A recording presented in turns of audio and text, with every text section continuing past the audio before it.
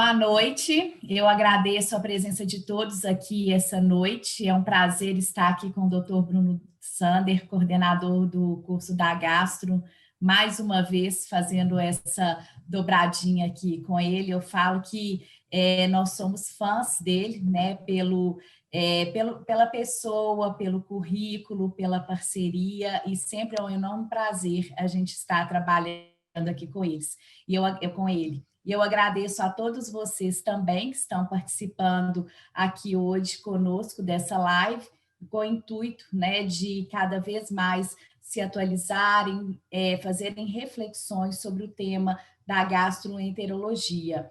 Eu gostaria, né, de falar um pouco sobre a nossa instituição. A Promed, ela é um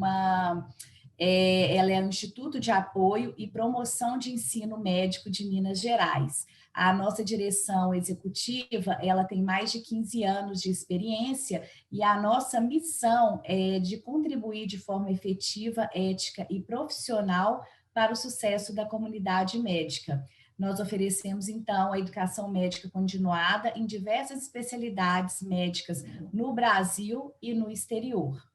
Hoje nós vamos ter a live Teste os Seus Conhecimentos, né? São conteúdos que são cobrados na prova de título da especialidade de gastroenterologia, então serão discutidos temas super relevantes aqui sobre a gastro, além de ser um momento de grandes reflexões. E eu tenho um enorme prazer, oficialmente, em convidar o professor Dr. Bruno Sander para conduzir esse momento. O professor Dr. Bruno Sander, ele é doutorando pela UFMG e ele é o coordenador do curso de gastroenterologia da APROMED, Educação Médica Continuada. Então, o Dr. Bruno Sander está com a palavra. Oi, eu quero, antes de mais nada, agradecer a todos por estarem participando, agradecer à Promed aqui pelo convite de fazer essa live, e eu acho que isso veio num momento muito importante. A prova está aí, gente. Eu acho que a maioria dos médicos que estão aqui acompanhando a gente, eles têm esse desejo, claro. O RQE, hoje na medicina, é algo fundamental, pessoal. Eu sei que os que estão aqui sabem disso, por isso estão buscando a prova, e acreditem, ano após ano, esse RQE será mais e mais cobrado de todos nós. Tem visto que cada vez mais pessoas se formando, mais escolas médicas se abrindo. Então, o grande diferencial aqui hoje, em relação à formação médica, a vocês na sua cidade, à profissão, vai ser o RQE, especialidade médica. A tendência da medicina hoje é essa, é que os profissionais cada vez mais se qualifiquem, se especializem, e esse vai ser o grande diferencial. Essa é a peneira lá do final, então é a cereja do bolo, e é fundamental hoje em dia. Eu acho que tem que existir. Então, corram atrás do RQE, fundamental. E nós aqui da estamos disponíveis para facilitá-los o acesso à RQE. A prova de título de especialista da UFMG, ela é indispensável para que vocês façam, primeiro, parte como corpo titular, né, da FBG, e para que tenham o seu RQE dentro da área de gastroenterologia. Eu tenho visto aqui, eu estou acessando agora pelo meu celular, porque eu estou técnico aqui no computador, mas a equipe da Promed vai passando os slides, o que será apresentado, mas fiquem à vontade em fazer perguntas. Eu estou vendo a quantidade de participantes aqui, estou muito satisfeito com isso. Muitos, inclusive, que são colegas que eu já conheço há algum tempo, que me acompanham aqui na Promed, inclusive, são médicos que também são alunos e amigos. Isso é muito bom. Então, quero agradecer de coração a todos os que estão participando e acreditem, a escolha de prestar uma prova de título de especialista, isso é um grande salto na carreira. Eu já passei hoje eu tenho 3 RQEs, então eu sei o quanto isso é importante, o quanto isso faz diferença. Nós, médicos, temos necessidade de estarmos sempre nos atualizando. e é mais uma grande vantagem da Apromed. Eu vejo hoje esse curso na gastroenterologia como uma atualização constante, até para aqueles colegas que às vezes não têm esse intuito neste momento de fazer uma prova de título de especialista ainda, mas isso aqui é uma grande atualização constante dentro da tecnologia. Então, para aqueles colegas que pensam também em prestar concurso na área de gastroenterologia, acredito, faz uma grande diferença também. Então, sem mais delongas, vamos falar um pouquinho da prova. Eu acho que se alguém tiver alguma pergunta, alguma dúvida, vocês fiquem, inclusive, à vontade de enviar as perguntas aqui. O Michael vai passar essas perguntas, porque a prova esse ano é online, como vocês sabem. Dia 4 de dezembro vai acontecer a prova. Mudaram algumas coisas para os alunos aqui da Apromed. Eu já expliquei detalhadamente o que mudou, o que não mudou, mas eu me coloco à disposição para todos que tenham dúvidas, quiserem me enviar perguntas aqui, fiquem à vontade, até lá no grupo de WhatsApp da prova, né, do qual eu tenho participado, eu estou à disposição para quaisquer dúvidas. E a ideia dessa live hoje é que a gente possa, pelo menos, passar algumas questões para que vocês saibam como é cobrado na prova de título de especialista e pequenas maldades. É uma degustação do que está por vir no final deste mês.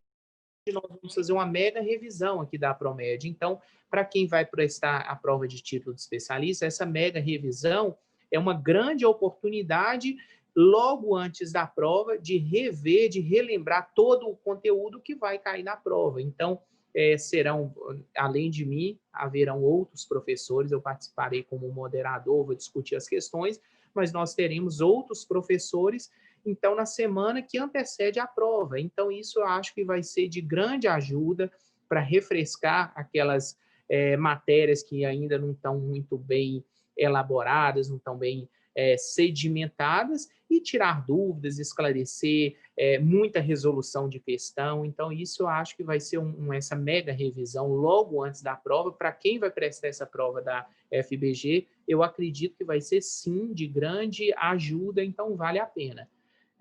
Então, sem mais, vamos iniciar, então, algumas questões aqui para que todos vocês possam entender melhor e verificar como isso é cobrado na prova, né? A gente junto tentar resolver algumas delas. O nosso tempo é um pouquinho curto, mas eu acho que dá para a gente fazer algumas dessas questões. Então, vamos lá. A questão número 1. Em relação à síndrome de Mallory-Weiss, essa é uma questão relativamente simples, pessoal, não tem grandes dificuldades. Mas, então, eu vou chamar atenção a pequenos detalhes na resolução de questão. Quem tem acompanhado o curso ao longo desse ano, tem visto que eu tenho o cuidado não só de ensinar a parte teórica, mas uma coisa fundamental, pessoal, isso assim, ao longo de anos, a gente vai desenvolvendo, criando malícia, que é como fazer prova. Isso precisa de maldade. Às vezes você tem uma questão que você sabe, que você tem todo o conteúdo teórico, você acaba errando porque leu rápido demais, foi direto muita sede ao pote, não viu lá, ou é correto afirmar, ou é incorreto afirmar, ou a questão tem uma pegadinha boba, coisa pequena, e você acabou caindo porque faltou atenção, ou você sabe muito aquele conteúdo, e na hora de ler, foi não, isso aqui está na cara, é isso. Não, calma, vamos ler com calma, principalmente agora que a prova vai ser online,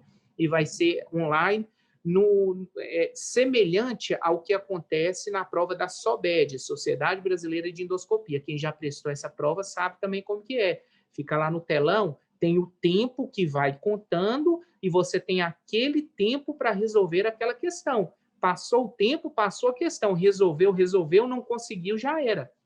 Você não tem mais essa opção de tentar resolver essa questão. Então, eu acho que isso aí vocês têm que ficar muito atento também, pessoal, porque vocês têm que ler com atenção, óbvio, mas vocês vão ter um tempo limitado para resolver essa questão. E se vocês não resolverem nesse tempo, não é igual uma prova escrita, onde vocês têm a opção de chegar e depois retornar a questão para verificar se algum erro. Não, agora foi. Passou a questão número 2. A prova acabou. Quem acertou, acertou. Quem marcou alguma coisa, marcou. Você não vai ter opção neste ano, que é online, de voltar na questão anterior. Então, fiquem atentos a isso. Então, Mallory-Weiss. O que a gente pode dizer que é correto no Mallory-Weiss? Raramente esse sangramento cessa de maneira espontânea. É isso? Não, de forma nenhuma, né? A maioria das vezes ele cessa de forma espontânea. Está contraindicada a endoscopia pelo risco de perfuração esofagiana? Não, nada a ver. Mallory-Weiss, você chegou com um paciente lá, hemorragia digestiva alta, você pode fazer uma endoscopia. O tratamento de escolha é a compressão hemostática com balão, o Blackmore? Também não, né? Não tem grande dificuldade. Então, vamos ver a D. Sangramento pode estar associado ao alcoolismo agudo e ao primeiro trimestre de gestação, na hiperemese gravídica? Ok, é isso aí. Então, questão relativamente fácil, sem pegadinha. Pode mudar, Maio, por favor, para o próximo slide. Então, é uma questão fácil, né? Vocês veem que não tem grandes dificuldade, não é pegadinha. Então, é bem o padrão do que vocês encontrarão na prova da FBG. A prova da FBG, ela é uma prova muito bem elaborada. É muito difícil que vocês encontrem pegadinhas ou algo desse tipo. É uma questão bem feita. A comissão de título de especialista, eu conheço muitos deles, então são pessoas sérias que eles querem, de fato, medir conhecimento. Eles não vão fazer sacanagem para falar, não, vão pegar aqui na pegadinha, na sacanagem. Não, na FBG geralmente não vai acontecer isso, não. Fiquem tranquilos. Então, um tema que com certeza vai cair. Refluxo, doença do refluxo gastroesofágico. Então, em relação ao refluxo, o que nós podemos dizer que é correto? É bem o tipo de questão também lá da FBG. A prova terapêutica com IBP, por 4 semanas, deve ser utilizada em todos os pacientes com sintomas de DRGE. Gente, eu sempre falo isso com meus alunos. Muita atenção quando a questão falar todos, sempre, nunca, jamais. Desconfiem. Geralmente, na medicina, como vocês sabem, não é uma regra para tudo. Então, quando falar tudo, sempre, essas coisas, desconfiem. Geralmente, não é uma questão correta. Então, falso. Você não vai usar por 4 semanas em todos os pacientes. Não é isso. Não há correlação entre piora dos sintomas e aparecimento do Barrett. Sim, correto. Não tem relação. O paciente ele pode ter um Barrett curto, muito sintomático, ou ele pode ter um Barrett longo, com quase nenhum sintoma de refluxo. Então, não tem relação. O importante é isso. É saber que piorou sintomas, não necessariamente vai aparecer o Barrett nesse paciente. Então, é outra coisa também, bem cara de prova de FPG isso aqui. Esse tipo de questão é o que vocês provavelmente... Pois não? Só uma pergunta, é a Cláudia que está falando. A definição de Barrett curto é qual mesmo? Só para relembrar. O Barrett curto, Cláudia, nesse caso, vai ser o segmento curto do esôfago, né? A parte baixa do esôfago, tá? Tá me ouvindo? É menor de 2 centímetros. Sim, é a parte menos... você tem igual a classificação de Los Angeles, Cláudia. Oi. Tá dando um cheiro aqui. Zagar, né? M, eu acho que classificar o Barrett é 3 e o longo é acima de 3 centímetros, né? Era só para relembrar mesmo. Mas...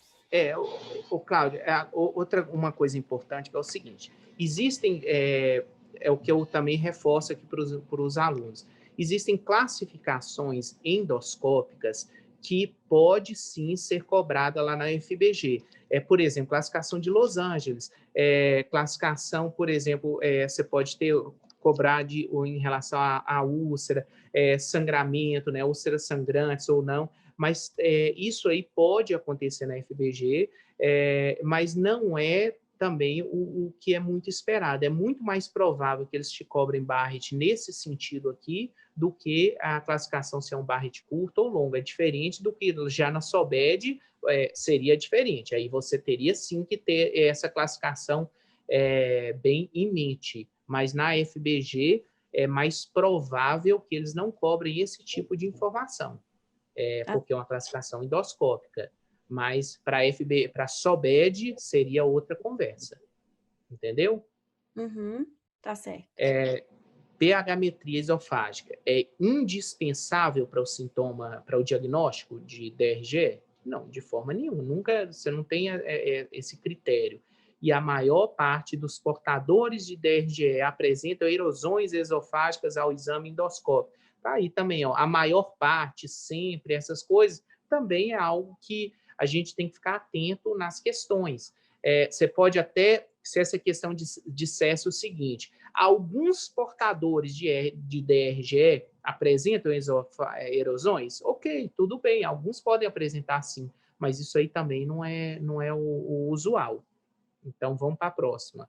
Número 3, isso. Varize de esôfago.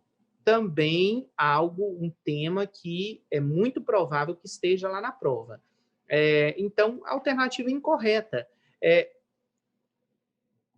Gente, importantíssimo isso. Leiam com atenção. Alternativa incorreta. Às vezes a gente vai com tanta sede na questão, aí a gente vê isso aqui, ó. Consequentes à hipertensão portal decorrente de hepatopatia crônica. Opa, tá certo. Vão marcar e pular para a próxima. Não, gente, eles querem a incorreta. Isso é um erro, infelizmente, muito comum, principalmente quando a gente já está com um tempo mais curto, a gente acaba que lê rápido a questão e erra coisas fáceis. Então, atenção nisso aí. Então, consequente de hipertensão portal? Sim, está correto. Então, não é isso que a gente quer a errada. O balão gastroesofágico é totalmente dispensável em qualquer caso de sangramento devido a varizes de esôfago. Então, ó, totalmente dispensável, qualquer caso, já entrou duas expressões aqui que eu disse lá no início. Olha, quando generaliza demais, fiquem atentos. Quando fala isso aqui, ó, totalmente dispensável, dispensável em qualquer caso, já fiquem atentos. Então, existem casos selecionados que você pode sim usar o balão gastroesofágico. E uma frase que eu digo sempre para quem acompanha o curso da Promed: não brigue com a questão, não brigue com a questão. O que isso quer dizer? Não fica buscando exceções, pé de página, não é isso que eles estão te perguntando. Aí você vai falar assim, não, mas tem caso aqui que pode sim dispensar o balão gastroesofágico. Existe, mas ele não está falando isso assim. Ele está dizendo que é totalmente dispensável em qualquer caso de sangramento. Então, fique muito atento, não tenta brigar com a questão, achar aquele pé de página, achar uma exceção, porque você vai acabar errando a questão. Isso não é interessante. Lê com calma. Então, nesse caso aqui, essa alternativa B, ela está incorreta. Cerca de 30% dos pacientes eventualmente sangram de outra doença. Ok. E olha lá o que a número 1 está falando. Ó, são consequentes à hipertensão portal. Mas a C está dizendo que 30% sangram de outra doença. Ok. É isso também. Então, elas podem ser hipertensão portal, pode ser de outra doença. Ligadura elástica na letra D é a principal opção de tratamento endoscópico. Ok, perfeito. Você pode fazer tratamento farmacológico, mas aqui está falando, ó, ligadura elástica, principal tratamento endoscópico. Então, não briga com a questão. Isso aí, tratamento endoscópico. Vamos lá, próxima, Maio. Número 4. O câncer de esôfago vai cair na prova, câncer de esôfago. Então, já se prepare para questões de câncer de esôfago. Então, vamos voltar. Câncer de esôfago. Ele está entre os 10 cânceres mais incidentes no Brasil e acomete mais homens que mulheres. Então, isso aí é o quê? Não briga com a questão. Ele está te dando esta afirmativa. Ele está dizendo que isso é uma verdade. Então, não briga com a questão. dentre as alternativas a seguir, qual não está relacionada ao câncer de esôfago. Então, o que não tem nada a ver aqui com câncer de esôfago? Barrett é uma lesão pré-maligna? É. Estenose cáustica aumenta as chances de câncer de esôfago? Sim, aumenta. Acalásia aumenta? Aumenta. Infecção pelo vírus HIV. Qual relação que tem HIV com câncer de esôfago? Nenhuma. Então, é simples. Então, o que você vai marcar aqui? O que não está relacionado ao câncer de esôfago? Infecção pelo HIV. Mais uma questão simples também, que a gente só lê com atenção. Então, número 5. Displasia pode ser secundária à esofagite induzida por fármacos. Essa é uma questão interessante. Então, decorrente do contato prolongado do medicação com a mucosa e alterações locais da mucosa, principalmente com impactação. Todas as substâncias a seguir podem estar relacionadas à esofagite medicamentosa. Isso é uma pegadinha, pessoal, já aviso desde já. Então, qual dessas substâncias não está relacionada à esofagite medicamentosa? Qual não está? Alendronato de sódio, AS, ácido acetil salicílico, quinidinas ou anti-inflamatórios esteroides? O que não está relacionado? Por que isso está pegadinha?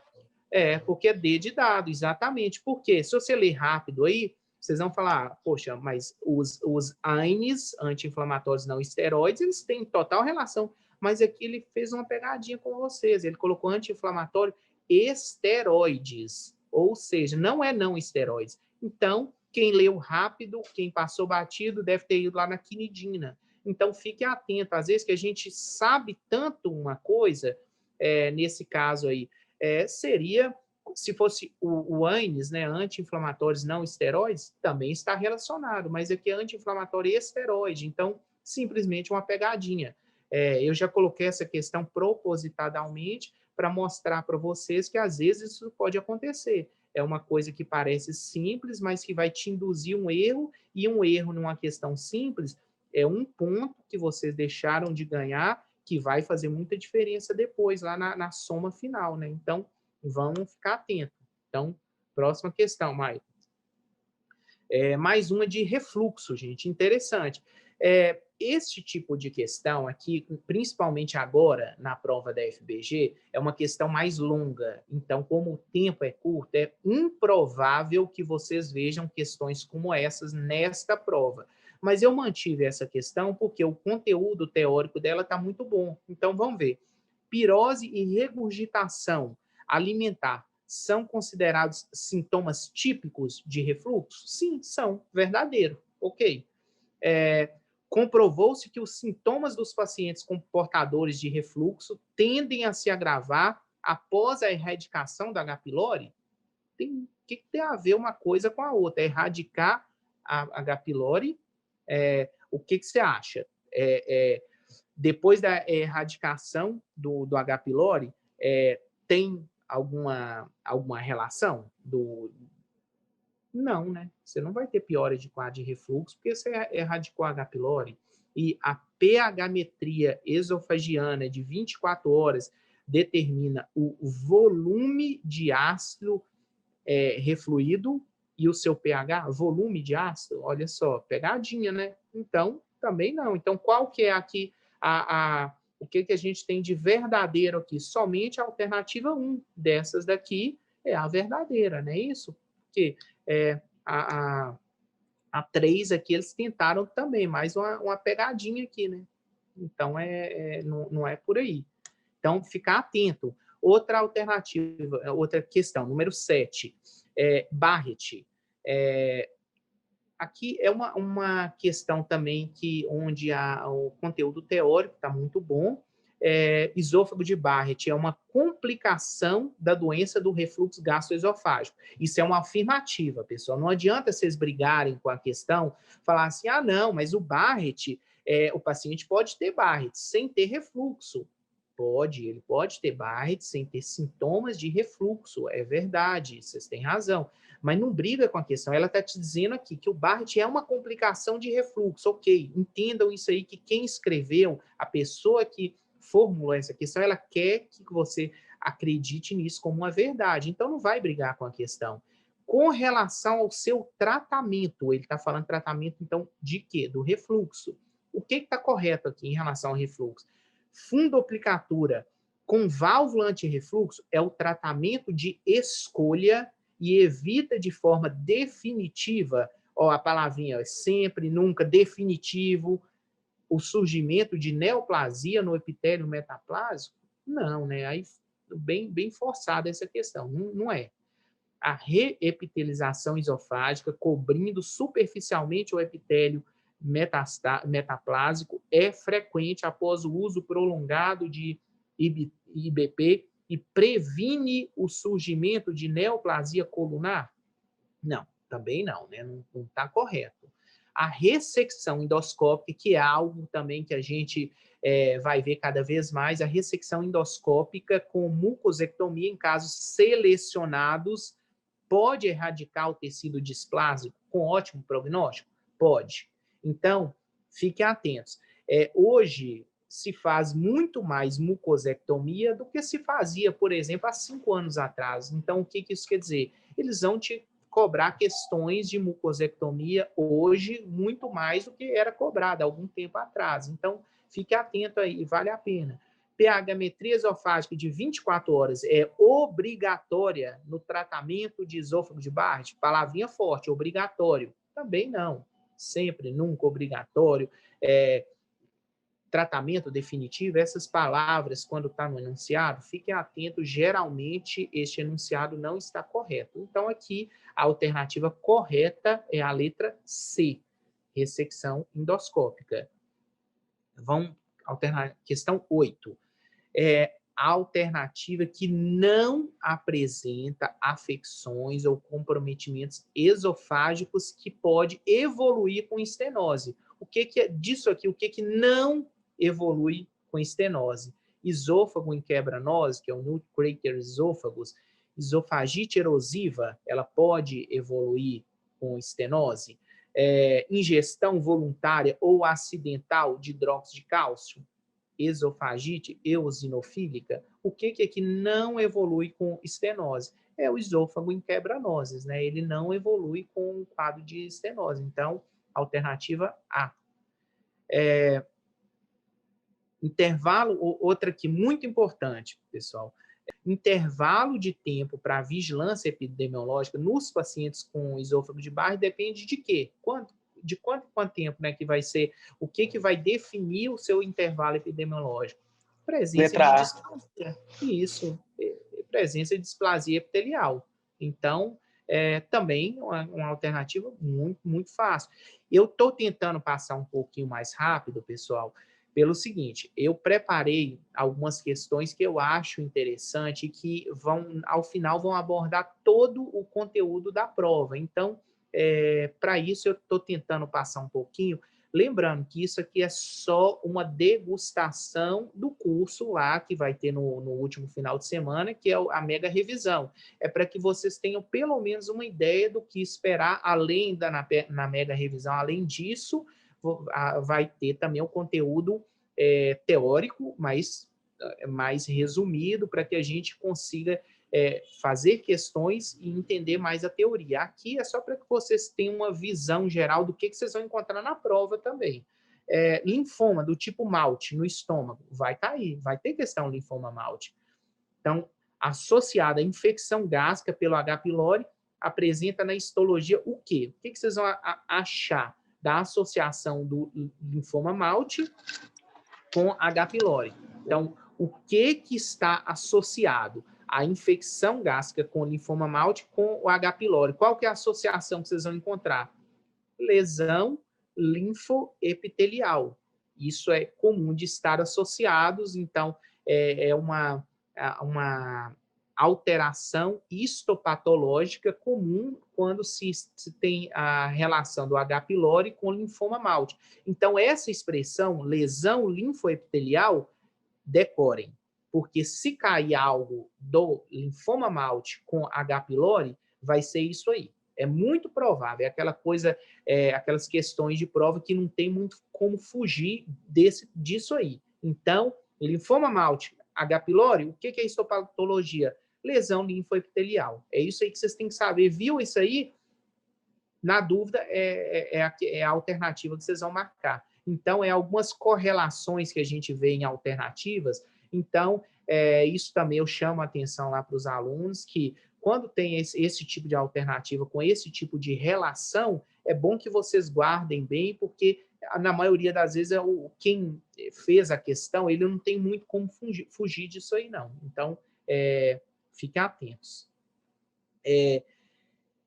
Questão 11, por favor, Maicon.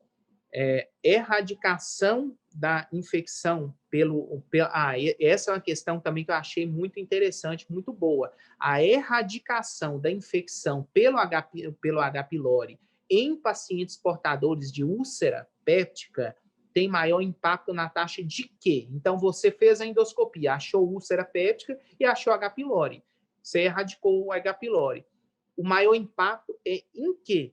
Na recorrência dessa úlcera. Então, se você trata o H. pylori, diminuiu a incidência de recorrência de úlcera.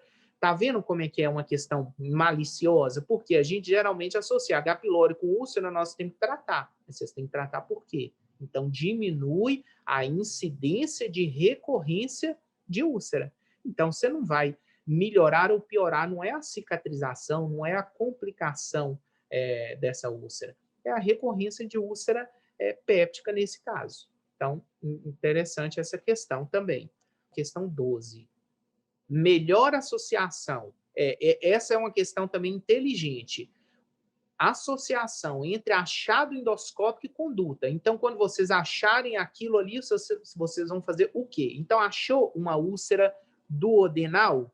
Vocês vão fazer biópsia dessa lesão, da úlcera, lá no duodeno? Não, vocês não vão biopsiar a úlcera duodenal, não é isso? Então, não é o achado, não é a conduta, no caso de uma úlcera duodenal. Gastrite atrófica, vocês vão tratar o H. pylori? Não. Úlcera gástrica Forest 2A, esclerose, que é aquele que tem o vaso visível. O que vocês vão fazer na úlcera Forest 2A? Esclerose endoscópica do vaso visível. Ok, é isso aí, nós vamos fazer esclerose daquele vaso.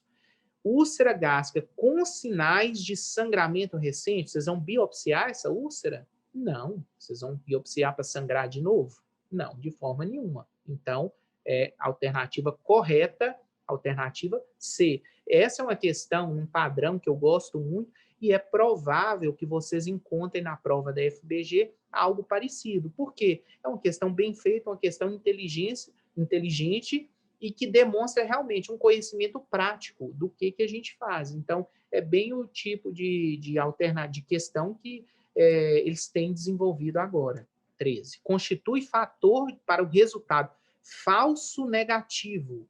Então, na pesquisa da infecção pelo H. pylori, o uso vigente de quê? O que o paciente estaria usando que pode dar um falso negativo na hora lá da pesquisa do H. pylori?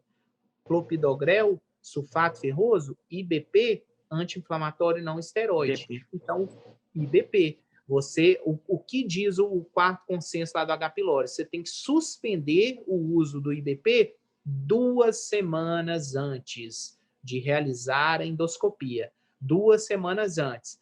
Aí eu entro em outra discussão que eu sempre reforço aos meus alunos.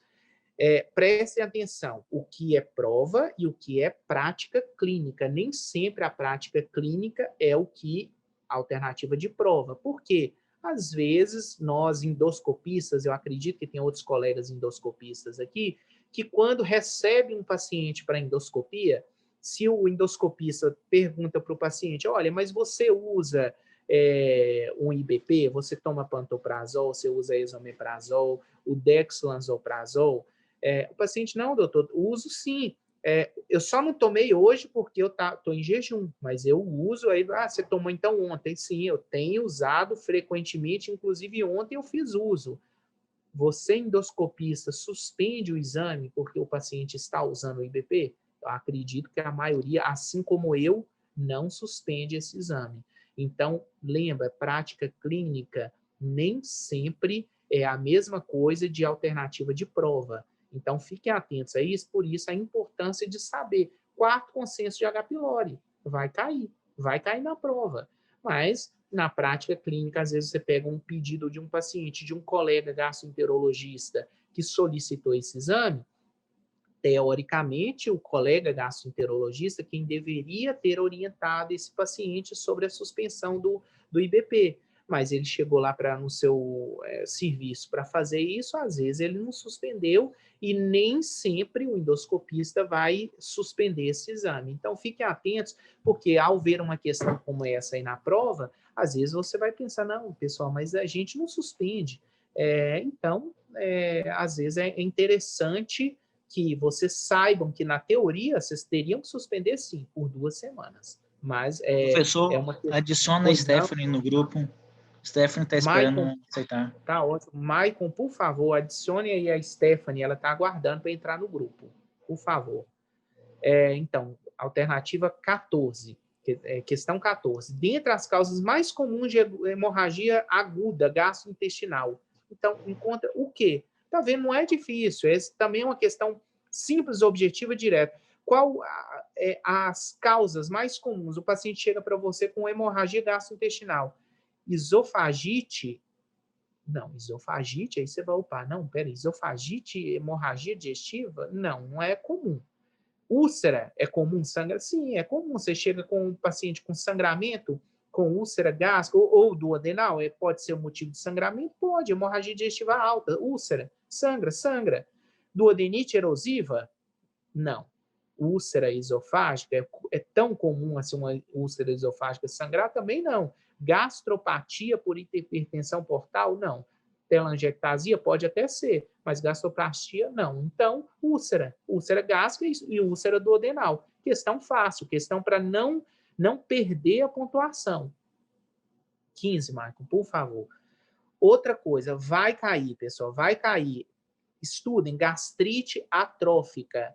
Haverá questão de gastrite atrófica nessa prova. Fiquem atentos.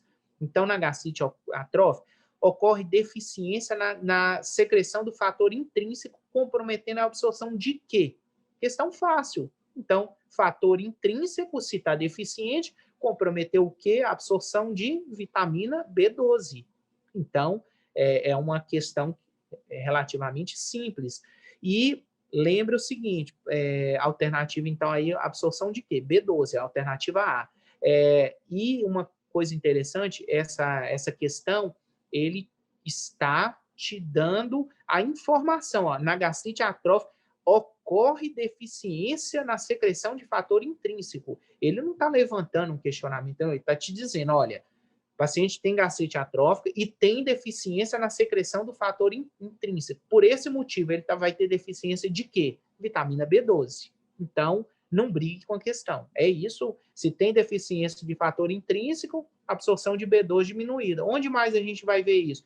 Sleeve, por exemplo, o paciente fez o sleeve, né, a cirurgia bariátrica, ele vai ter também uma deficiência comprometendo a absorção de B12. Achado histopatológico da doença celíaca. Também é outra coisa que é muito provável que tenha pelo menos uma questão, doença celíaca. O que é um achado histopatológico na doença celíaca? Você tirou lá, fez a biópsia, colocou no papel, lembra disso, hein? Colocar no papel para colocar no formol. Então, chega lá, o patologista ele vai ver o quê? Linfocitose intraepitelial. Também essa não é uma questão fácil, não é de forma nenhuma, mas é algo que, assim como naquela outra eu associei a expressão à doença lá, né, no caso o linfoma Malte com H. pylori, aqui também falou doença celíaca, lembrem, associem isso aí, doença celíaca, associem linfocitose intraepitelial. É provável que a alternativa, o que cair na prova, vai ter essas duas expressões associadas, doença celíaca com linfose intraepitelial. Então, fiquem atentos a isso. Essa é uma questão também relativamente fácil, mas que é pegadinha. as cirurgias bariátricas, que incluem a reconstrução do trânsito digestivo com Y de Hooks, por exemplo, bypass, por exemplo, estão associadas ao aumento. Geralmente, o que a gente ouve no Y de Hooks? Y de Hooks, que mexe com o que mesmo? Com a grelina, mexe com grelina. Sim, mas não aumenta a grelina, é o oposto. Aqui aumenta é incretina. Então, também eu achei essa questão aqui pegadinha. Então, você vai ter um aumento de incretina e uma diminuição de grelina, glucagon, imunoglobulina. Então, a única que aumenta é a incretina. A maioria, quando caiu essa questão, a maioria marcou a letra A, grelina. Por quê? Associou aqui a cirurgia bariátrica, é o que tem a ver com o quê? Grelina. Só que aqui eu acho que quem já formulou essa questão, ele foi maldoso. Ele colocou como pegadinha mesmo. É diminuição de grelina e aumento de incretina. Então, fiquem atentos a isso, que podem cair questões nesse padrão aqui que vão pegar um pouquinho. Então, 18, Maicon, por favor. Se estiver indo rápido demais, pessoal, vocês podem falar, diminui o ritmo um pouquinho, é só porque eu estou tentando para passar todo o tema e para que vocês tenham uma ideia melhor do que vocês vão encontrar lá na prova. A ideia é essa mesmo. Então, dentre os citados a seguir, o melhor achado para fazer diagnóstico diferencial entre retocolite ulcerativa idiopática e doença de Crohn com comprometimento do cólon. Então, você tem retocolite ulcerativa com comprometimento do cólon e você tem doença de Crohn com comprometimento do cólon. Então, o que seria, então, o melhor achado para se fazer o diagnóstico diferencial? Doença descontínua no cólon na doença de Crohn. Então, também é achado colonoscópio na doença de Crohn. Esse é uma doença que não vai pegar todo o cólon continuamente, diferentemente da retocolite ulcerativa idiopática. Então, é alteração colonoscópica. Também pode ser cobrado algo semelhante, apesar de ser algo mais relacionado à colonoscopia, mas talvez vocês encontrem uma outra questão na prova da FBG relacionada a isso também. 19. Indicação, essa é uma questão que levantou grande discussão. Indicação de colonoscopia para vigilância epidemiológica do câncer coloretal. Se tiver algum aluno aqui da Promed, talvez ele saiba responder isso aqui. Então, o que é uma indicação de colonoscopia para vigilância no câncer coloretal? Olha, o Portela já acertou. Portela também está nos acompanhando aí. Letra A, está corretíssimo, Portela. Por quê? Paciente assintomático, quando é que você vai fazer a coluna? A partir de 50 anos. Ele não está te dizendo, olha só, gente, é o que eu reforço, não brigue com a questão. Ele não está te dizendo, olha, você tem que fazer com paciente assintomático a partir de 57 anos de idade. Não, ele está te dizendo assim, você tem um paciente assintomático com 57 anos de idade, ele tem indicação? Sim, ele tem indicação. Por quê? A indicação é pacientes acima de 50 anos de idade. Ok, então, paciente com 57 anos, ele vai entrar na indicação. Constipação? Não. 38, feminina, 38. Presença de pólipo retal hiperplásico, 6 milímetros, pólipo hiperplásico? Não. Paciente de 86 anos com ressecção prévia de adenoma de 7 milímetros, com displasia de baixo grau, olha lá, 86 anos, pessoal. Então, não briga com a questão, é isso, paciente acima de 50 anos, assintomático, então ele tem 57 anos. É isso, e eu acho que, pelo menos os nossos alunos, de tanto que a gente bate nessa questão de não brigar com as alternativas, eu acho que nossos alunos vão muito bem nessa prova. Vamos lá, 20. Fator de risco para câncer coloretal em pacientes portadores de retocolite ulcerativa idiopática. É a presença de quê? Também eu considero essa é uma questão difícil. Não é uma questão muito fácil, que a gente precisa saber conceito, mas eu deixei para que vocês lembrem. Fatores de risco para câncer coloretal vai ser cobrado. Isso vai cair na prova. Então, vocês têm que estudar isso aí também. Então, o que aumenta o fator de risco no caso do paciente portador de retocolite ulcerativa idiopática? É a presença de quê associado? Colangite esclerosante primária. Vai aumentar as chances de desenvolvimento de câncer coloretal nos pacientes que têm retocolite e colangite esclerosante primária.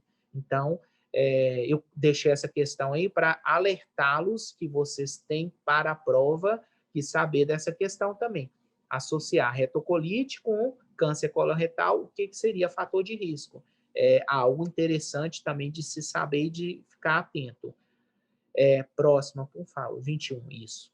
Paciente, ó, e mais uma vez, retocolite ulcerativa idiopática. Por que eu estou reforçando isso, pessoal? Vai cair, fiquem atentos, haverá mais de uma questão de retocolite ulcerativa idiopática nessa prova que vocês vão fazer lá no dia 4. Então, quem não estudou ainda, vai lá, vai no livro, dá uma revisada, busca alguns conceitos, porque isso aí vai cair. O material, inclusive, online da Apromed, a gente reforçou muito isso também.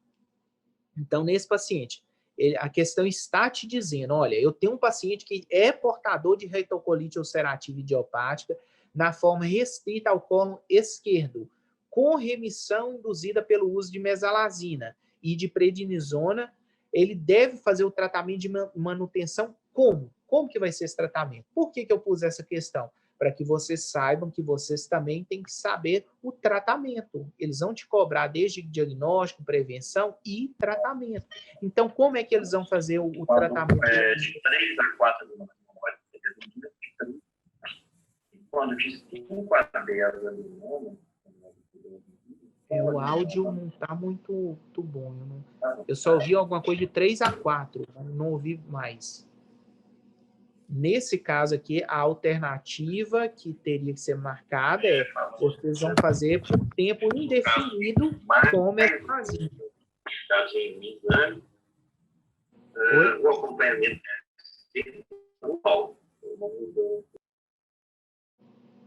eu não sei, alguém mais conseguiu ouvir, porque para mim o áudio ficou ruim.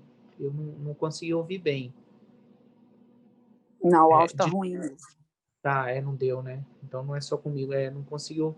Mas, ó, nesse caso aqui, a questão é tempo indefinido. Você vai mantendo o tratamento desse paciente com mesalazina. Então, é isso que é o que interessa saber. Mas eu mantive essa questão para chamar a atenção que vocês, este tratamento é algo que vai ser, eles vão cobrar de vocês. Às vezes, na nossa prática clínica, quem não, por exemplo, às vezes a gente atende o ambulatório lá de gastro, tem com certeza os outros colegas que estão aqui, muitos atendem, e às vezes a gente já deixou de usar, principalmente não se tem prática com o uso de biológicos, mas para a prova vocês vão ter que saber, porque eles vão cobrar isso, então tem que ficar atento também. Chamar atenção para o uso de biológicos também. Então, fiquem atentos, porque vai ser cobrado. E não é fácil. Não é fácil. São alternativas, são questões difíceis, mas que será cobrado. Manifestação clínica não gastrointestinal da doença celíaca. Então, ó, interessante, porque às vezes a gente fica doença celíaca, a gente pensa só nos sintomas gastrointestinais. Mas o que o paciente que tem doença celíaca, o que mais ele pode ter associado à doença celíaca? Também, ó, eu mantive porque alternativa interessante, que são relações de doenças gástricas com sintomas não gastrointestinais. Então, Portela já acertou aí, ó, letra C, anemia ferropriva. O Portela está afiado aqui, eu estou vendo que ele tem participado aqui. Isso aí, Portela, a alternativa C, anemia ferropriva. É uma manifestação clínica que não é gastrointestinal, que existe em pacientes com doença celíaca. Então, muito bom. 23. Na avaliação dos pacientes com hemorragia digestiva alta, consideramos que questão simples, para não errar, para ninguém zerar a prova. Avaliação. Chegou um paciente para você com hemorragia digestiva alta, aguda. Consideramos que o prognóstico depende de quê? Depende das comorbidades presentes. Tá ótimo. É isso aí, não tem pegadinha.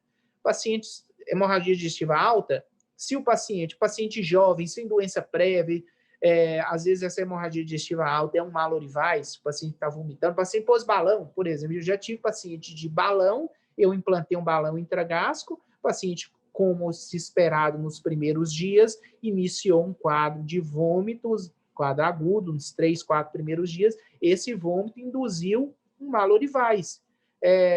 Só que o paciente não tinha comorbidade nenhuma além da obesidade.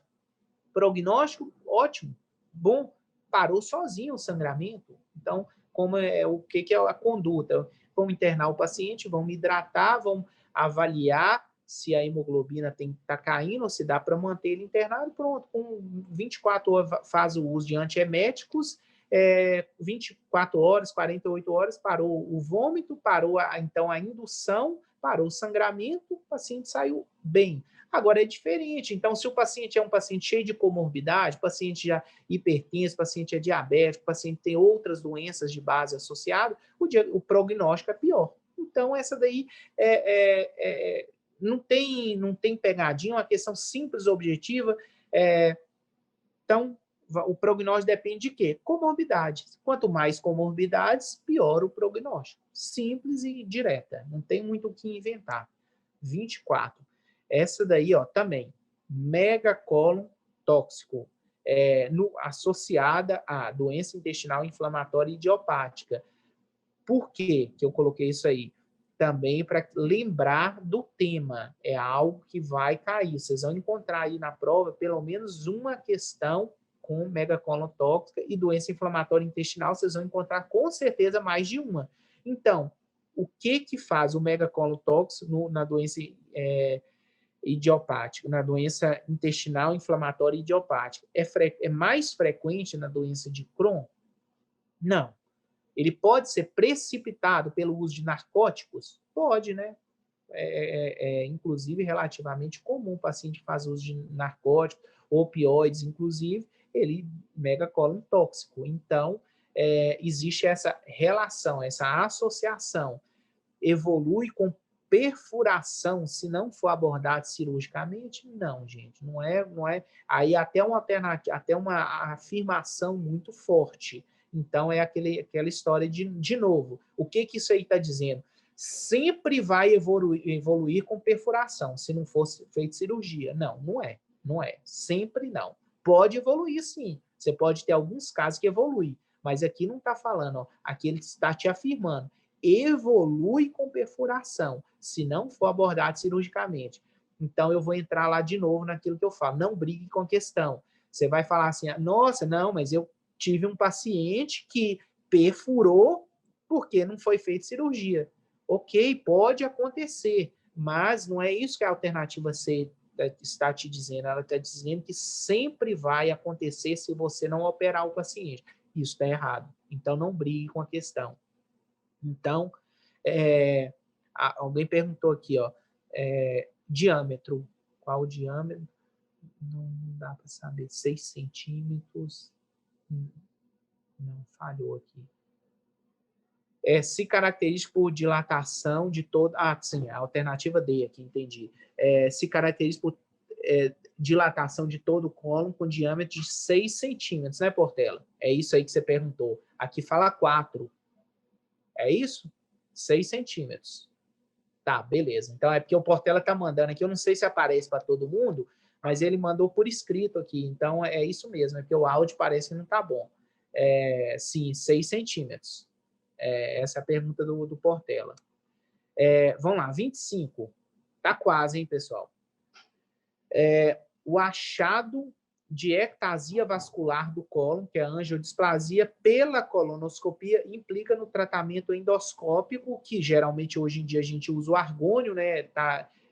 Hoje o aparelho de argônio é um aparelho que caiu muito de custo, disponível no hospital, lá na clínica a gente tem também argônio, a gente tem feito muito, eu uso o argônio muito para anastomose, pós-bypass, para diminuição do diâmetro da anastomose, mas inicialmente o argônio foi para angiodisplasia. Então, quando é que você, no achado de ectasia, implica no tratamento endoscópico? Quando? Quando é que você faz o tratamento endoscópico?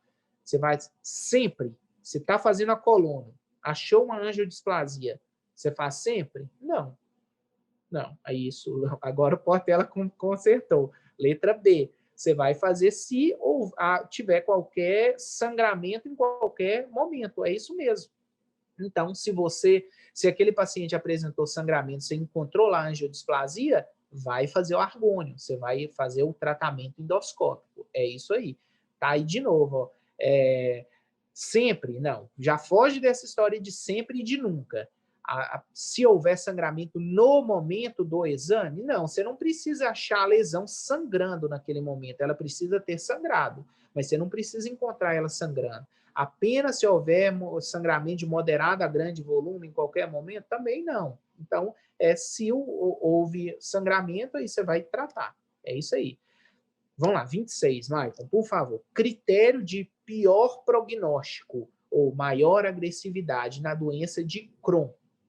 Então, idade maior que 40 anos e grande extensão da doença. Então, ó, pior prognóstico. Lembra o seguinte, idade menor. Então, o paciente ele tem menos de 40 anos e ele é fumante. Sim, isso piora o prognóstico dele, porque ele tem um prognóstico ainda, um paciente mais jovem e ainda tem um tabagismo, que é outro fator de risco. Então, é pior o prognóstico num paciente menor que 40 anos do que num paciente que tem o diagnóstico depois dos 40 anos. Fiquem atentos a isso. O uso de corticoide nas primeiras crises, nada a ver, não tem acometimento ileal. Doença perianal e o uso de mesalazina também não tem a ver. Pelo menos critério de pior prognóstico, mais agressividade. A respeito da retocolite ulcerativa, é correto afirmar o quê? Essa daí, pessoal, eu coloquei porque também é uma questão que eu acho mais complexa, mais difícil, principalmente para quem não tem a prática clínica de tratamento de retocolite ulcerativa, não trata no consultório, e então isso eu acho interessante a gente saber por quê. A gente tem que saber tratar. Pelo menos lá para a prova, eles vão te cobrar isso, o tratamento de retocolite ulcerativa, mesmo que no consultório vocês não tratem, não seja a prática clínica, mas lá para a prova, vocês têm que ir sabendo como tratar e o que tratar. Então, prednisona é uma das melhores opções para o tratamento de manutenção? Não. Presença de megacolon tóxico sem peritonite deve ser realizado proctolectomia em até 24 horas após o diagnóstico? Também não. Cerca de 5% dos pacientes apresentarão efeitos colaterais com o uso de sulfasalazina? Não. A combinação de 5-asa oral e 5-asa enema é melhor do que cada um isoladamente? Você pode associar os dois via retal e via oral? Ok, é verdade, sim. É melhor associado que isoladamente na retocolite ulcerativa distal. Então, a associação do tópico, né, que é o enema, com o oral, vai ser essa associação, é melhor do que cada um isoladamente. É verdadeiro. Mas essa questão eu coloquei só para reforçar a questão de que vocês têm que saber para a prova esse tratamento, mesmo que não seja a prática clínica de muitos aqui que estão acompanhando, ou muitos dos que vão fazer a prova, que eu acredito que é essa a realidade, mas vocês vão ter que saber tratar para a prova. Então, 28. Entre as drogas que ocasionam constipação, essa daí, inclusive, olha, deixa eu ver, Portela colocou aqui, letra C. Apareceu um tanto de mensagem do Portela agora de uma vez aqui. Tabagismo protetor? Não. Tabagismo não é fator protetor, Portela. Acho que ele estava falando da questão lá de trás, apareceu agora aqui. Então, o que ocasiona constipação? Quando eu vi essa alternativa, eu até fui pesquisar, porque eu fiquei surpreso, e realmente é isso mesmo. Enalapril não provoca constipação, metformina não provoca constipação, levotiroxina não provoca constipação, mas o hidróxido de alumínio provoca constipação. Eu, inclusive, fui pesquisar depois e realmente consta isso. Para mim foi uma novidade. Eu confesso a vocês que às vezes a gente prescreve algumas drogas e não tem o cuidado de verificar os tipos de efeitos colaterais, efeitos adversos dessa droga. E nesse sentido, o hidróxido de alumínio a droga que pode ocasionar constipação intestinal. Então, isso aí é interessante, porque eu acredito que, assim como me pegou de surpresa, muitos dos que estejam assistindo aqui, também talvez é a primeira vez que ouçam isso, e é interessante, eu mantive essa questão aqui exatamente para mostrar isso aí. Poxa, é um medicamento da nossa prática clínica usual e que muitas vezes vai passar despercebido, e quando cai numa alternativa e a gente erra, a gente acaba ficando frustrado. Fala, poxa, mas hidróxido de alumínio, gente, eu prescrevo isso aqui no consultório quase todo dia. Então, fiquem atentos a isso. Às vezes, prática clínica é bastante diferente do que a gente vê lá na prova, ou eles vão cobrar um detalhezinho da sua prática clínica que, às vezes, por desconhecimento teórico mesmo, a gente acaba errando uma questão que poderia ser tão fácil, né? Poderia ser um ponto tão fácil da gente adquirir e passou batido. Vamos para a próxima, Michael. 29, por favor. Isso aqui, ó, eu coloquei um caso clínico fácil. Por quê? Sim, agora apareceu. Ó. Retocolite ulcerativa, tabagismo, sim, na retocolite ulcerativa, tabagismo é fator protetor, ok. É porque chegou para mim uma pergunta do Souto aqui do Portela falando o seguinte, tabagismo é protetor? Foi isso que chegou aqui. Então, sim, na retocolite ulcerativa é considerado sim. 29. Isso aqui, gente, vai cair. Parasitose intestinal, vai cair. Então, estudem, ciclo reprodutor, isso tudo vai cair. Vocês têm que tanto tratamento quanto fase do ciclo, né? E como a prova vai ser online, computador, talvez eles coloquem, inclusive, a foto no microscópica de qual agente etiológico. Às vezes, vocês têm que saber disso, aquele que tem a espícula, oxiúris, esse tipo de coisa.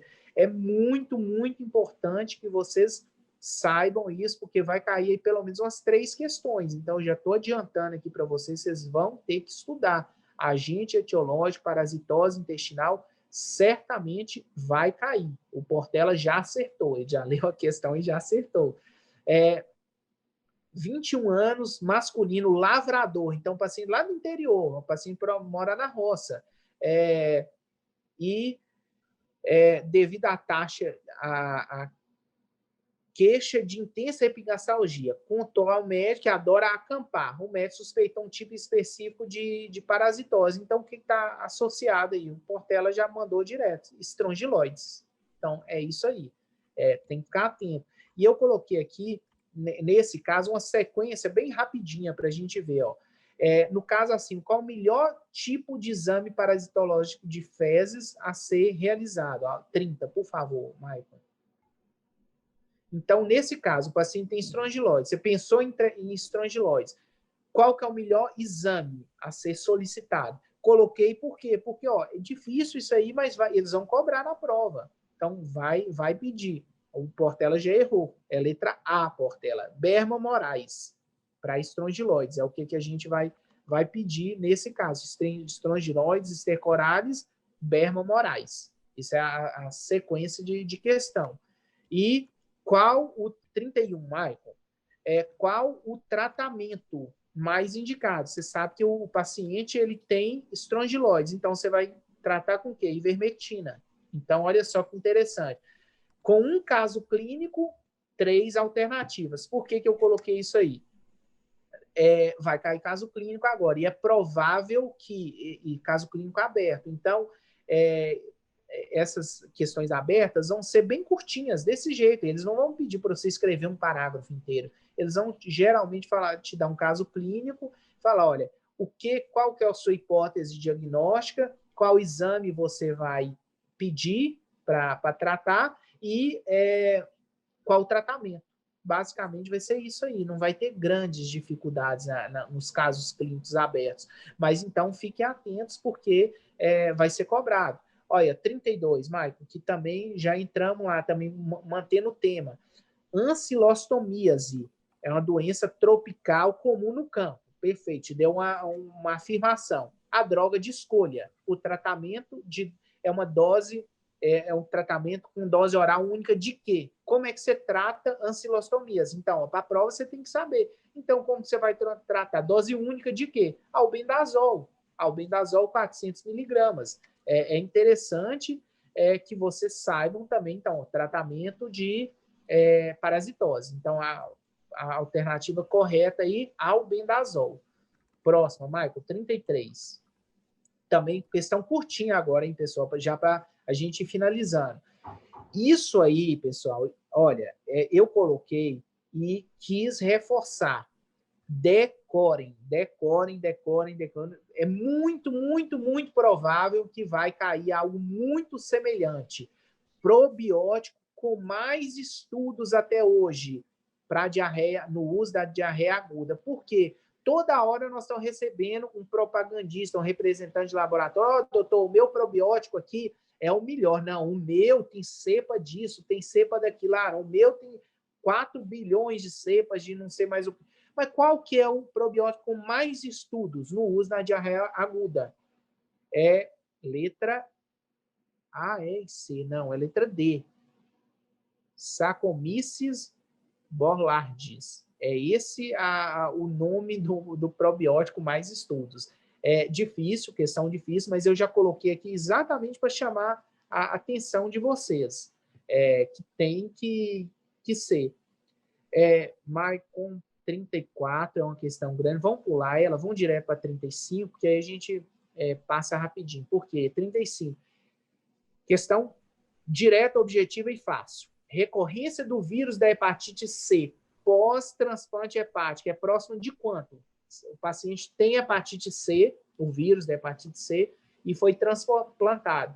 Então, transplantou, aí depois você vai fazer de novo o exame. Qual que é a recorrência do vírus? 100%, gente. Você transplantou o fígado do paciente, mas o vírus continua circulante. Então, 100%. Não é porque você transplantou o fígado do paciente que acabou a infecção. Então, letra A, Portela acertou. 100%. Maicon, vamos lá. Isso daí eu vou falar bem rapidinho. Doença hepática alcoólica.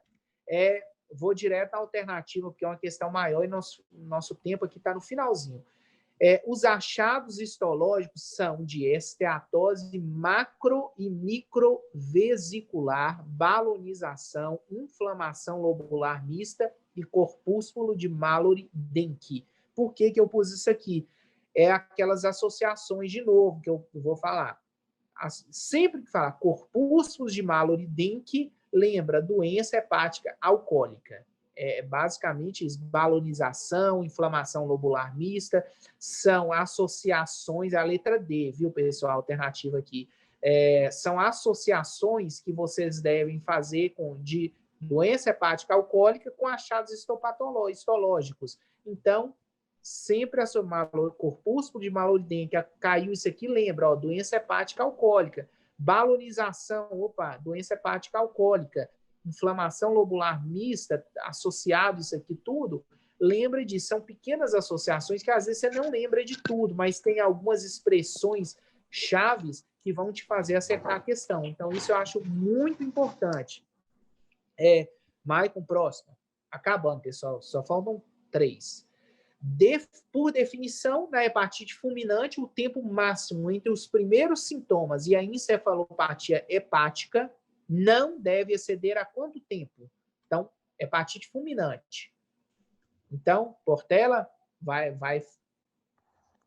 não deve exceder 1 semana. 1 semana. A definição é essa, entre hepatite fulminante e a encefalopatia hepática, aqui o gabarito é a letra B, 1 semana. Não deve exceder esse tempo. 38, Maicon, essa daí é uma questão muito, muito fácil. Também é aquela questão seguinte, para ninguém errar a prova, né? Essa daí é fácil. Primeiro exame que deve ser realizado quando tem uma suspeita de cólica biliar é o quê? O que o paciente chega lá, você suspeitou de cólica biliar, você vai pedir o quê? Ultrassom abdominal, né? Não, vou te pedir um ultrassom aqui para a gente ver. Você pode ter uma cólica biliar, você pode ter um cálculo biliar e tudo. Então, é uma questão fácil que às vezes a gente pede, pensa assim, não, isso é pegadinha. Não, não é pegadinha. Ultrassom abdominal. E vamos, essa 39 pode ir. Também caso clínico, eu coloquei esse, gente, para a gente ficar atento aos marcadores, né? Antígeno de superfície, anticorpo, é muito importante porque isso também vai cair. Hepatite, então, paciente de 54 anos com cirrose por hepatite C. O paciente tem hepatite C. Foi listado recentemente na fila de transplante. Os seus outros achados sorológicos foram antígeno de superfície da hepatite B, que é o AGS-HBS, né, negativo. Então, ele tem o AGS-HBS negativo. Anticorpo de superfície, HBV, positivo. O anti-HBS dele é positivo. E anticorpo IgG do core do HBV, que é o anti-HBC, é negativo. E anti-HAV e IgG negativo. Então, a melhor conduta é o quê? Então, por que eu fiz questão dessa questão? Que vocês têm que saber, pessoal, vocês têm que saber o que esses marcadores, esses antígenos, achados sorológicos nas hepatites querem dizer. O paciente foi vacinado contra hepatite B, o paciente tem hepatite B em atividade, ele tem a hepatite C, tem a hepatite A, isso tudo vocês vão ter que saber. Então, nesse caso aqui, a alternativa correta é vacinação para a hepatite A. Apenas isso, só isso. O que o paciente tem que fazer. Então, é muito importante, isso aí, inclusive, é um tema, lá a nossa aula desse tema aí, demorou pelo menos 2 horas e meia desse tema, de fígado, marcadores, hepatite. Por quê? É um tema que às vezes é mais complexo, não vou usar a palavra que é um tema chato, não é isso, porque depois que a gente entende, não fica tão complicado, mas é um tema complexo e que leva um tempo, a gente tem que ler, reler, confunde mesmo, às vezes a gente lê rápido, a gente pensa, poxa, no nosso material online, inclusive, nós colocamos alguns quadros que são muito práticos para se estudar, muito diretos, objetivos, que ajudam muito essa questão. IgG, por exemplo, HBsAg negativo, é o quê? Associado ao anti-HBs positivo, o que o paciente tem? Já vacinou? Não vacinou? Então, isso aí vocês têm que fazer, vocês têm que ter acesso a esse tipo de comparativo e estudar, porque isso vai ser cobrado na prova. E vamos para a última questão. Nos pacientes admitidos com pancreatite aguda, é fator de risco para evolução para forma grave. Então, você recebeu lá um paciente admitido com pancreatite aguda, o que seria pior aqui? Uma hemoconcentração. Então, o paciente com hemoconcentração é um fator de risco para evolução para forma grave. Também, por que eu pus? Para lembrar, tema pancreatite. O pancreatite será cobrado. Então, vocês fiquem atentos, porque vai cair. Nosso tempo agora está bem curto. Então, eu acho que alongar as questões aqui não vai ser muito bom. Já, inclusive, extrapolamos o tempo.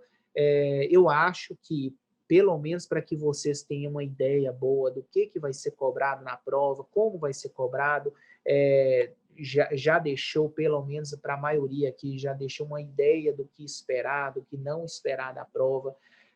Não se assustem com a prova, porque a atual comissão de título de especialista da FBG, eles são muito bons, eles não fazem a prova com a intenção de desclassificar ou de tirar ninguém, muito pelo contrário, são pessoas, são profissionais, são gastroenterologistas muito bons, e a FBG, ela quer trazer cada vez mais membro. Eu faço parte da FBG já há algum tempo, e é um sentimento que a gente tem dentro da FBG. A gente não quer dificultar a vida de ninguém para fazer parte da FBG, muito pelo contrário. E a prova nada mais é do que simplesmente para medir realmente conhecimento, não é para sacanear ninguém, não é aquele tipo de prova que fala assim, não, eu quero que poucos sejam aprovados, de forma nenhuma. A comissão de título é uma comissão séria, faz uma prova muito bem feita. Eu acho que vocês, os que estudaram, vão ter uma facilidade grande. O índice de aprovação não é baixo, então é muito bom. E eu convido a todos, né, para encerrar aqui, para a nossa mega revisão, que vai ser da Promed, vai ser no último final de semana. E o Michel está passando aí na tela. As inscrições também, os que tiverem dúvidas, podem enviar perguntas pelo link, pelo site, e vai ajudar bastante. Eu acho que a ideia dessa mega revisão é elucidar os temas logo antes da prova, clarear os assuntos, discutir questões, claro, como nós fizemos aqui hoje. Só que hoje foi uma coisa um pouco mais rápida, porque eu quis abranger um pouco de tudo, para facilitar até para que vocês relembrem os temas que vocês precisam saber. Nessa mega revisão, o nosso foco, inclusive, são aqueles detalhes, maldades, não vou dizer nem macete, mas são aquelas maldades para se fazer questões de prova. Isso eu acho muito importante, que às vezes a gente acaba errando algumas questões que a gente sabe muito daquele conteúdo teórico, a gente tem um bom conhecimento e acaba errando por falta de malícia na hora de ler a questão, de resolver, fala assim, tá muito fácil, tá muito na cara, é isso aqui, sai marcando e erra. Então, ficar atento a isso nessa mega revisão, além da resolução de prova, da parte teórica que vai ser muito abordada, nós temos também esse outro lado, que é aquelas malícias de prova, aqueles pequenos detalhes que vão ajudar com que vocês não errem questões que às vezes estão muito fáceis, muito óbvias, e vão ajudar nisso. É isso, agradeço de coração a todos aqui que acompanharam. Eu acho que a Dani, tudo aqui da Promed, estamos todos à disposição sempre. Eu participo lá do grupo, que a maioria participa também da prova, eu me coloco à disposição para tirar dúvidas, podem me enviar perguntas, vocês têm meu número pessoal, eu estou sempre à disposição, pessoal, é um prazer poder ajudar e espero tê-los conosco na FBG, fazendo parte como colegas a partir do próximo ano. Vai ser um prazer e os membros da FBG, a gente só quer que a nossa sociedade cresça cada vez mais e espero que sejam todos muito bem-vindos, de verdade. Um abraço a todos e uma boa noite. Obrigada, doutor Bruno Sander. Em nome do corpo docente, eu agradeço o senhor, né, pelas palavras, pelas orientações, pelas explanações. Foi um momento aqui de muito aprendizado, de muitas reflexões e de muitas revisões também, né? Que eu falo que a gente precisa todos os dias aprender, porque por causa das inovações e o mundo, ele muda muito, principalmente aí na área da medicina, que são vários detalhes. E a prova, ela vai cobrar isso, né? Então, nós deixamos aí para vocês as informações sobre o Mega Revisão, são 3 dias, a gente tem um corpo docente todo preparado, todo direcionado aí em relação, e expert nas metodologias da prova, nas questões e em conteúdos também para resolver dúvidas, né? Então, assim, às vezes vocês não vão fazer agora a prova, mas sempre é bom fazer esse curso para relembrar algumas técnicas, para para se atualizar e para se aperfeiçoar na área, né? Conhecimento, eu falo que não ocupa espaço, ele sempre precisa de ser renovado. Então, façam também como atualização e qualquer dúvida, nós aqui da Promed, nós estamos à disposição. Podem fazer contato, né? A gente marca horários, sei que para vocês é melhor também através do WhatsApp, nós estamos à inteira disposição. E em nome do corpo docente, então, eu agradeço o doutor Bruno Sander e agradeço também aos presentes aqui e toda a equipe da Promed, que com tanto carinho sempre eles nos apoiam para promover esses momentos aqui de grandes discussões e de reflexões. Uma boa noite a todos.